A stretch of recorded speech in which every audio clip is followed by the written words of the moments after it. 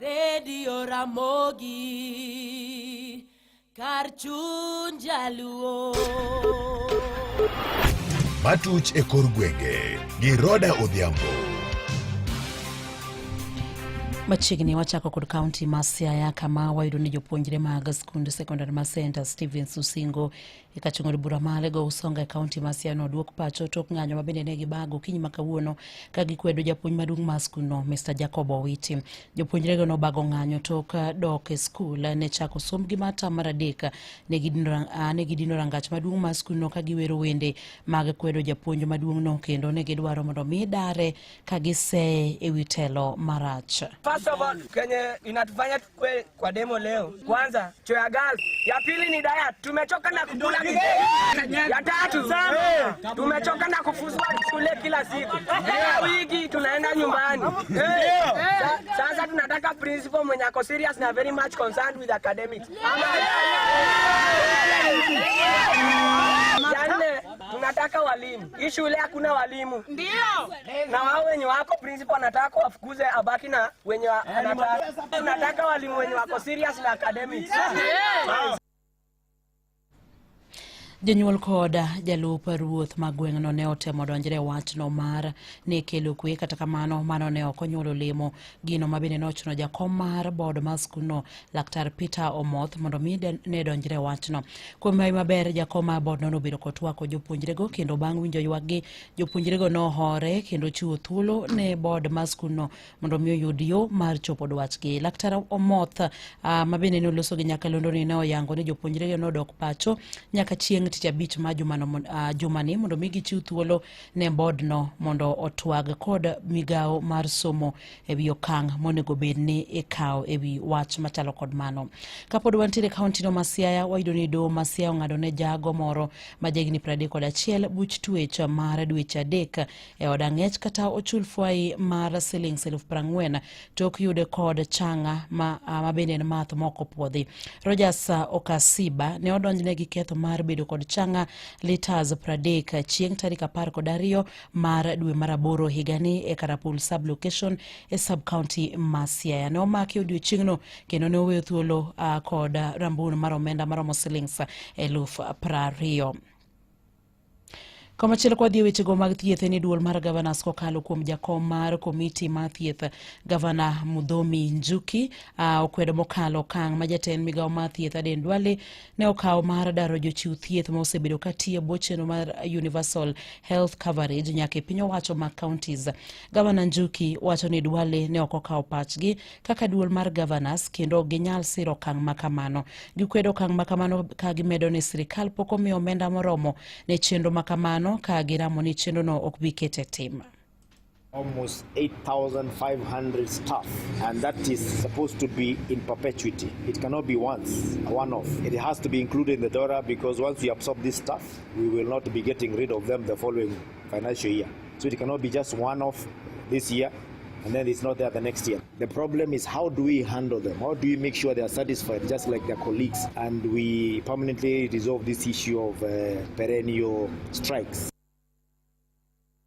Njuki bende wacho ni ute thieth mag ji giwegi osebedo ka yudo omenda mathoth kowuok kuom okumba mar SHA ne chudo mag chenro mag thieth.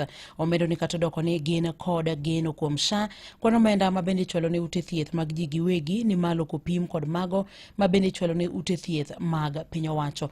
Kakoro kwayo jatend migao mar thieth Aden Duale mondo mi one ni ute thieth mag piny owacho bende yudo omenda moromo ne chudo mag chenro mag thieth kowuok e okumba no mar SHA. Kawadhi nyime en jatend piny Migosi William Ruto yiero komiti moting'o ji 18 ma bende dhi tayo chenro mar chudo ne jogo mane yudo midhiero mopogore e ng'anyo. E ote ma bende ne ogo chape oboke ma pacho kae, Ruto lero ni komitino e ndalo 120 mabiro manyo yo mar keto e tim chenro makamano. Ngire Makau Mutua biro bedo jakom mar komiti no ka jalupne biro bedo Faith Odhiambo mabende en jatend riwruok mar okinde kata LSK. Jokanyo ma komiti no biro bedo Kennedy Ogeto, Irungu Houston kanyakla kod Laktar John Olukuru, Reverend Kennedy Barasa Simiyu, Laktar Linda Musumba, Laktar Duncan Ojwanga, Naini Alan Kass, kachel kod Laktar Francis Muraya, Juliet Chepkemei, Pius Meto, Fatuma Kinsi Abbas kod Rafael Anampiu. Wadhi kaunti ma Migori kama bende wayudo ni bunge la wananchi kaunti ma Migori dwaro mondo mi piny owacho onywand jokanyo mag bunge la wananchi e counties kod sirikal mamalo chino mar yango jogo ma bende ne oyudo midhiero kinde ng'anyo ma onego beni chulo kod piny owacho ma pacho kae. Kuke kaunti ma Migori, Jojuma miyowa ler mathoth ewi wachni. Lendo mosigol kod pimo nyidhi chul jogo mane ohinyore kod mago mane owito ngimagi e kind tulo mag siasa ka ochaki mag 2017 medo kelo paro kaachiel kod penjo mopogore opogore. Penjo maduong' maduoko mar rito kod oganda mathoth to wenyo jokanyo mag bunge la wananchi e kaunti ma Migori en niere kaka idhing'e jogo mane ohinyore kod mago mane owito ngimagi e kinde tulo mag siasa to bende idhi chulgi ka okalo yo mane. Nitie jowa moko mano hinyre, wantie kodgi nyaka sani wang'egi nyaka kuonde ma giyudore. Koro ok wadwar ni ng'ato dhi okaw pesa gi nobiro nodhi chulogo jomo ohinyore to samoro pesa go dhi tiyogo mana yore moko mag siasa mar berore mondo mi okony jogene. Wabed piny to wariw paro achiel kiloso komiti to ung'e jok ma udil godo, jogi mong'eyo jok manowito ngimagi, jogi mong'eyo jok ma pod ong'ol nyaka kawuono man gi injury mar lisasi e dendgi. Bunge la wananchi mane chiayo ng'anyo ka kendo kano wachi to jobunge la wananchi mane moko ga ng'anyo ka gito gine udi. Sani pesa dwa wuok, sani jotelo koro dwa kao joge gi magiyiero. To wajo mane ni mandamano ni ok ginyal dewa. Kata bed ni sirikal oselando ni dhi chul jogo mane ohinyore kod mago mane owito ngimagi e kind tulo mag siasa, thoth jogo mane ohinyore e kaunti ma Migori wacho ni gin giwegi pod gintie mudho. Nyasaye, from 2017 an ayudo injury mokwongo to nayude kendo mana geto kachicha ka polisi moko nobiro be modino nwa kanye bada koni ne goye mamano wuok mano chuna mana dhi mana ka jarwach. Koro wasetemo ng'eyo ni sirikal nyalo chulo tamore list kia ng'ong'o wano tamore. King'iyo tiende na gi kaelo ni nigi injury to awinjo ni list moro nitie to list no anake kumeyo de to ng'a nyalo konyo en jakom osewe ni en jataon en mane nitie wechego sama ne wechego timore. Koro list man tiego oketnwa go pena. Philemon Boss men achiel kuom jogo mane oyudo hinyruok e kinde tulo mag siasa e kaunti ma Migori wachne hinyruok mane oyudo e kinde ng'anyo osethiro nweng'o mare kod mar familia duto. Maandamano ma 2023 an gini noyuda ka nana mang'de yo mane ng'anyo kaka ne baba oluongo ni ng'anyo to ayaba kata maber polisi no obatia gas mano lonjo ufuko na huko mos tera ma hospital ka Kiara doga chier bang' ndalo ang'wen ni gidhi chulo victims ma joma nohinyore gibirwa wantie. Dwaro mar jogo mane ohinyore e kinde tulo mag siasa ka ochakore e higa mag 2017 kod jokanyo mag bunge la wananchi e kaunti ma Migori en ni chudo otime yo ma uyanga kendo jogo mane odhinyruok kod mago mane owito ngimagi emomi chudo ni. Mtu aliumia hata mahali na sahi anakuja yeye ndiye yule alikuwa ameumia kwa maandamano. So mimi naomba kama wenye kiti ameongea komiti itengenezwe au watu waangaliwe. Jakoma bunge la wananchi e kaunti Migori Charles osewacho ne gidwaro mondo koro chuog kamiti madhi yiero jogo mane ohinyore kod mago mane owito ngimagi e kinde tulo mar siasa. Wayo ne mondo sirikal otim chudo ni yo maler ma ok ni odhi ofuko ng'at ma samoro nokohinyore. Wadwaro ni mondo los komiti ni wadwaro nolose ma jobunge la wananchi ni e iye, sirikal mamalo kotelne kata gi DC ni e iye, kata jo kaunti moko bendo bede e iye, gi local leaders wabunge bendo bede e iye. Komiti ni kobedo formed eka chudo ne dhi e yo maler nikech wan kaka jobunge wang'e jogi. Jokanyo mag bunge la wananchi wacho ni chudo ni kik ket lwet jod bura nikech dek gi yier manosiepegi mondo magimi chudo no. Ne Nyakalondo Maramogi kuok e kaunti ma Migori, an Jojuma.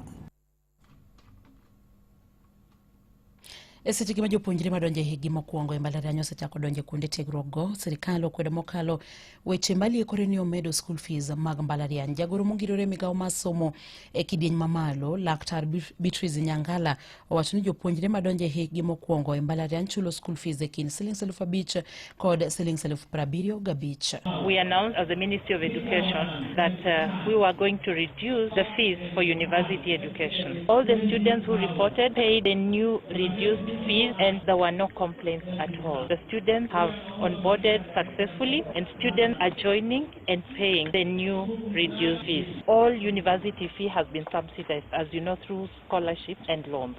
And so the fees payable by students is just slightly over 5,000 to a maximum of 75,000. Kolose County ma Kakamega Nyangala olero ni barua mabende nondik ne jopuonjre mano mabende biro mana chiwo ler matut ewi chudo mara tuition fees. I have been engaging universities. We are receiving daily reports.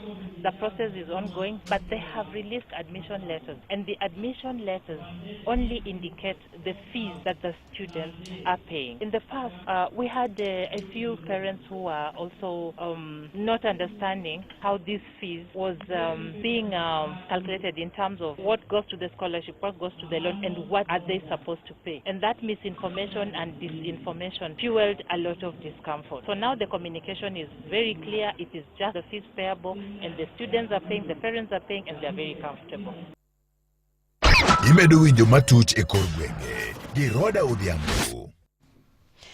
Maneno gai mar do David Maraga koro wacho ni chal kagima sirikal temo pando lala mar omenda modhuro e okumba mar SHA mabende nochwal ni ute thieth ma Nyawawa ka bende noloso e boma ma Nairobi. Maraga wacho ni duol mabende kedo kod mibadhi e pacho ka EACC onego beni donjre wachno kendo manyo yo mar neno ni oyudo omenda go mabende ne olala kata omenda go mabende osetigodo e chwalo mabende osechwal ni ute thieth ma Nyawawa e pacho ka thieth go mabende okopuodhi e pacho kai. Maraga koro kwayo bende jatenda migawo mar thieth Aden Duale mondo mi orang wachno mapiyo piyo kapok sekta mar thieth obedo kod ng'ikruok mora mora.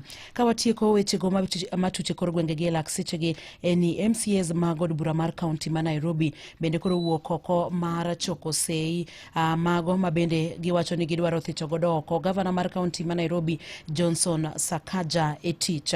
Giwacho ni gavana Sakaja oserem chwalo ywaka oganda mawuok e kaunti ma Nairobi kendo bende oserem winjo ywak gi kaka MCAs ma Nairobi e kinde mabende gichwalo midhiero mabende gikale kaka MCAs e kaunti no ma Nairobi. Giwacho ni mai gibro chako kata chenro mar choko sei gibro chako juma manyien mano mabende gidwaro mondo mi githich godo oko gavana mar kaunti ma Nairobi Johnson Sakaja. Mane mabende kelowa e giko mag weche matuche kor gwenge gi lak sechegi tudi kodo Chieng' Emmanuel koromo kanyo sa 11 ne weche manyien. Mago ne matuch e kor gwenge gi Roda Odhiambo.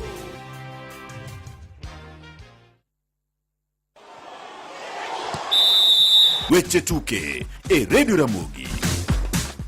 E weche tuke en ni ywaruok mar adhula e kind Kenya gi Tanzania biro chakore kendo manyien na juma manyien seche mabende tim mar Tanzania mar Yanga adhi gocho gi tim mar Bandari e tugo mar osiep mong'ere kaka Taifa Day e alap ma Benjamin Mkapa e piny Tanzania tarik 12 mar dwe mar 9.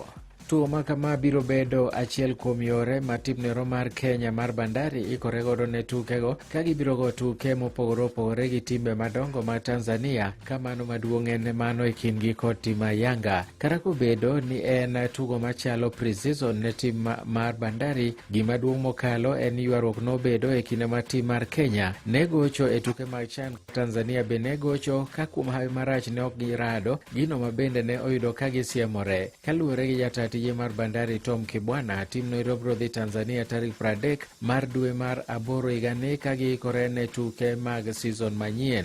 Komachielo bende ni tim manager mar Kakamega Homeboys Bonfasa Imbenzi owacho no mora ahinya gi duogo mar kocha Patrick Odhiambo e tim no kowacho no geno ni season manyien biro bedo maber ne gin e lig mar FKFPL. Odhiambo dok e tim mar Kakamega noero bang' bedo e season achiel e tim mar KCB kendo koro kawo thuolo mar Francis Baraza mowuok kadhi e piny mar Tanzania.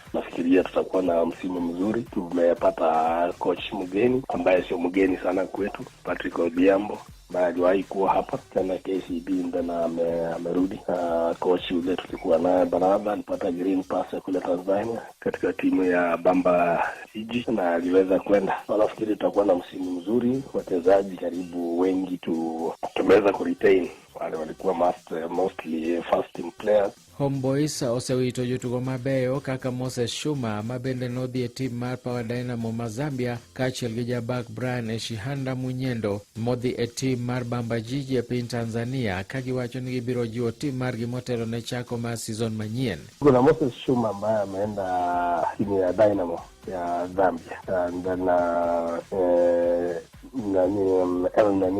Brian Chala Eshihanda Munyendo defender ni ameenda timu ya Bamba Jiji kule Tanzania. Wameamua kwenda professional na tunawatakia heri kwa hiyo ni green pass ya kila mtu ana ndoto ya kucheza akienda mbele. Homeboys notieke thuolo mar adek e season mokalo gi point 58 magin point 7 tok Police manotelo kata manokawo league. Heweche mamoko enene president mar riwruok mar tuke mag adhula e Africa CAF Dr. Patrick Motsepe iwacho ni biro bedo gi romo gi jofwambo chieng' Jumamos okinyi motelo ne tugo mar final mar CHAN mabro timore e alap ma Kasarani. Tukego eko osebedo kadhi nyime e piny Kenya, Uganda to gi Tanzania. Dr. Motsepe biro loso gi jofwambo e magawa ma Kempinski kaluwore gi romo mosebedo mar telo maduong' mar CAF, kama bende giwacho ni gibiro yango weche mathoth motudore gi weche mag adhula e Afrika magin kaachiel gi tuke mamoko ma bende ibiro losi ma bende ne onge e kinde mokalo. Obiro twak gi jofwambo weche chakre saa 4 mar okinyi. Limbe mar Motsepe e pacho ka biro e seche ma bende tuke kata pinje mag Afrika ma ugwe otimo maber kuom bago tuke mag CHAN ka koro igeno ni kendo higa mar 2027 gibiro bago tuke mag AFCON. Mago e weche tuke. An Milton Ochieng'. Awinjo weche tuke e Radio Ramogi kar chuny jaluo.